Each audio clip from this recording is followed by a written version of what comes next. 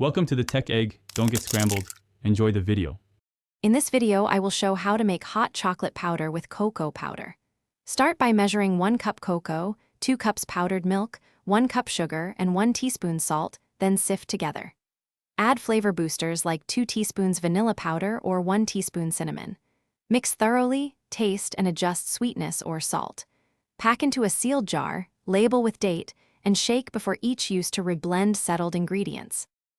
Measure ingredients on a clean scale or with level cups for consistent results. Combine cocoa, powdered milk, sugar, and salt in a bowl, breaking clumps with a fork or whisk.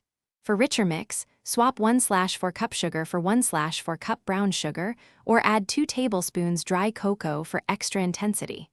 Store extras in a cool, dry place away from heat. Shake before using to recombine any settled cocoa. If you're enjoying this guide, please subscribe and like to support more helpful videos. Quick recommendation. A book that can truly change how you think about money, The Simple Path to Wealth, pairs nicely with cozy drinks as a reminder to sip slowly and invest wisely. It's a small habit that complements kitchen rituals. Check the description for the link and other deals, pick up a copy if curious, and now let's get back to the video. Heat water or milk gently until steaming but not boiling for best texture.